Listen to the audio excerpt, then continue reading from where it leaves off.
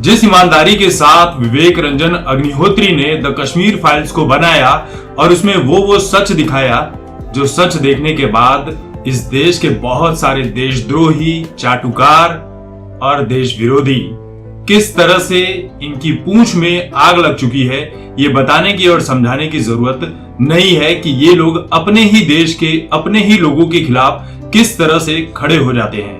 ऋचा चड्ढा वाले मामले में जब अक्षय कुमार अपनी राय रखते हैं और ये कहते हैं कि हमें सेना के प्रति एहसान फरामोश नहीं होना चाहिए, तब ऋचा चड्ढा को सपोर्ट करने वाले लोग जैसे प्रकाश राज, स्वरा भास्कर, इन जैसे लोग ये कहते हैं कि ऋचा चड्ढा सही है और कनाडा वाला जो ये नागरिक है इसे बोलने का इस मामले में कोई भी हक नहीं है।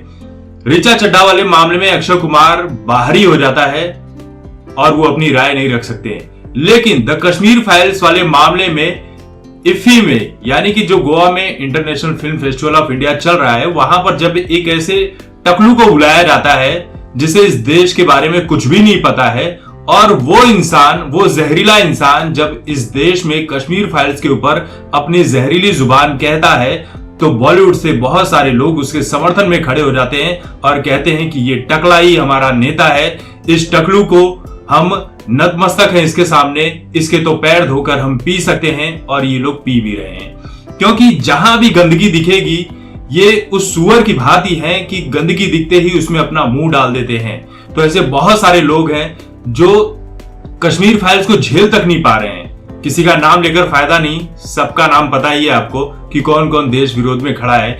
ये टुकड़े टुकड़े गैंग, अर्बन नक्सल, ये सभी लोग अक्सर देश विरोध में खड़े रहते हैं, और इन्हीं के ऊपर विवेक रंजन अग्निहोत्री ने एक ऐसा चैलेंज किया है कि कश्मीर फाइल्स के एक भी सीन को अगर आप गलत साबित कर सको तो मैं फिल्में बनाना छोड़ दूंगा, और इस दावे के साथ मैं भी कह सकता हूं कि इनमें वो औकात नहीं है कि कश्मीर फाइल्स के किसी भी सीन को गलत साबित कर दें प्रूफ के साथ। हवाई बातें करने से कोई मतलब नहीं होता है, चीजों को फैक्ट्स के साथ प्रस्तुत करना पड़ता है। विवेक अग्निहोत्री ने 700 कश्मीरी पंडितों का इंटरव्यू लेने के बाद ही इस फिल्म को बनाया है, ऐसे ही हवा में नहीं बना दिया है कि किसी के बारे में कोई फिल्म बना देंगे।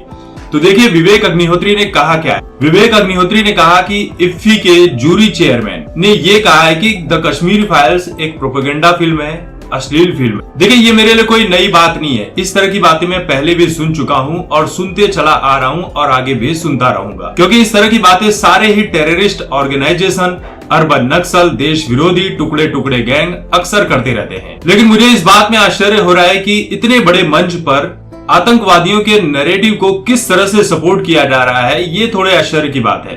आज भी कश्मीर में कश्मीरी पंडितों को और कई लोगों को चुन चुन कर मारा जाता है। क्या ये अश्लील और प्रोपेगेंडा है? 700 लोगों का इंटरव्यू लेने के बाद मैंने द कश्मीर फाइल्स बनाई। क्या ये सब एक प्रोपेगेंडा और वल्गर बातें हैं? अपनी बात को आगे बढ़ाते हुए विवेक अग्निहोत्री ने कहा कि द कश्मीर फाइल्स के एक भी शॉट को, एक भी सीन को अगर आप गलत साबित कर सके तो मैं फिल्में बनाना छोड़ दूंगा। आतंकवाद के समर्थक हैं, नरसंहार के समर्थक हैं, ये लोग मुझे किसी भी कीमत पर चुप नहीं करा सकते हैं।